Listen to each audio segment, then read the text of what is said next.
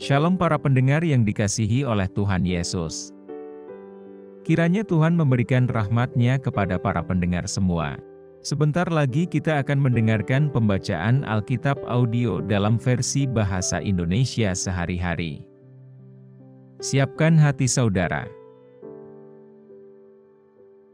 Keluaran pasal 24. Upacara pengikatan perjanjian antara Tuhan dengan bangsa Israel.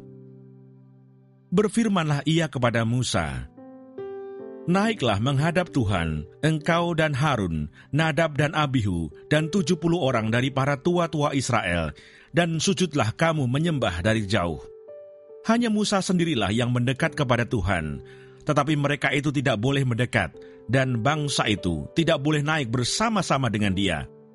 Lalu datanglah Musa dan memberitahukan kepada bangsa itu segala firman Tuhan dan segala peraturan itu.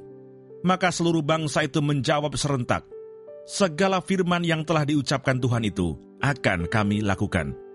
Lalu Musa menuliskan segala firman Tuhan itu. Keesokan harinya, pagi-pagi didirikannya mezbah di kaki gunung itu, dengan 12 tugu sesuai dengan ke-12 suku Israel. Kemudian disuruhnyalah orang-orang muda dari bangsa Israel. Maka mereka mempersembahkan kurban bakaran dan menyembelih lembu-lembu jantan sebagai korban keselamatan kepada Tuhan. Sesudah itu Musa mengambil sebagian dari darah itu, lalu ditaruhnya ke dalam pasu. Sebagian lagi dari darah itu disiramkannya pada mezbah itu. Diambilnyalah kitab perjanjian itu, lalu dibacakannya dengan didengar oleh bangsa itu, dan mereka berkata, "Segala firman Tuhan akan kami lakukan dan akan kami dengarkan."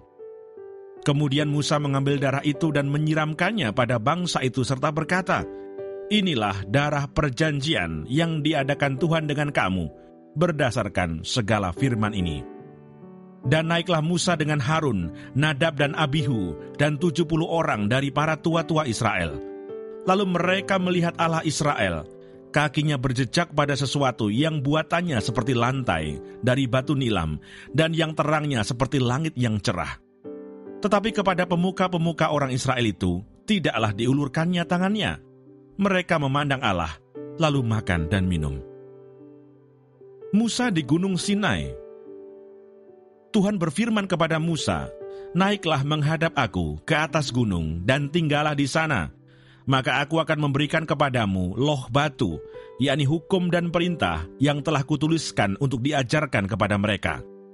Lalu bangunlah Musa dengan Yosua abdinya, maka naiklah Musa ke atas gunung Allah itu. Tetapi kepada para tua-tua itu ia berkata, "Tinggallah di sini menunggu kami, sampai kami kembali lagi kepadamu. Bukankah Harun dan Nur ada bersama-sama dengan kamu? Siapa yang ada perkaranya, datanglah kepada mereka."